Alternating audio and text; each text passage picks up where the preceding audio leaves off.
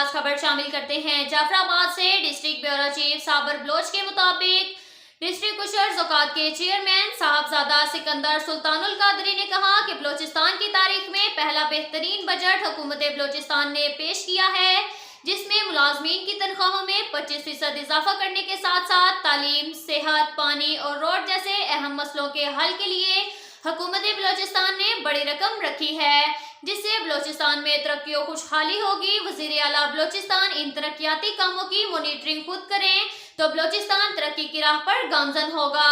साहबजादा सिकंदर सुल्तानुल कादरी ने मजीद कहा कि कच्ची किनार का मंसूबा अगर मुकम्मल हुआ तो इससे बलोचिस्तान के कच्ची के इलाके के लोगों को बड़ा फायदा पहुंचेगा। इनकी जरी जमीनें आबाद होंगी और वो खुशहाल होंगे।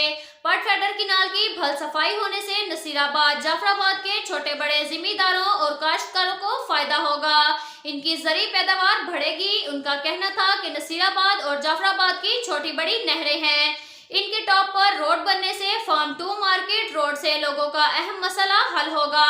महकमा रेवेन्यू जो कि सालाना आबियो उशर की मद में जो ज़कात मिलती थी वो जिला ज़कात के अकाउंट में जमा होती थी, मगर 6 सालों से वो रकम महकमा ज़कात के अकाउंट में जमा नहीं हो रही। इस सिलसिले में हुकूमत बलोचिस्तान को चाहिए कि अहकाम जारी करे ताकि रेवेन्यू की रकम ज़कात के अकाउंट में जमा हो सके। जिला भर में ज़कात कमेटियां तश्कील दी हैं। हुकूमत फंड रिलीज करे ताकि मुस्तहकीन की माली मदद हो सके और जहेज, सेहत, तालीम जैसे फंड जिला ज़कात कमेटी को फराहम किए जा सके। अब तक के लिए इतना ही काफी है। मिलते हैं अगले बुलेटिन में, हमारे साथ रहिएगा।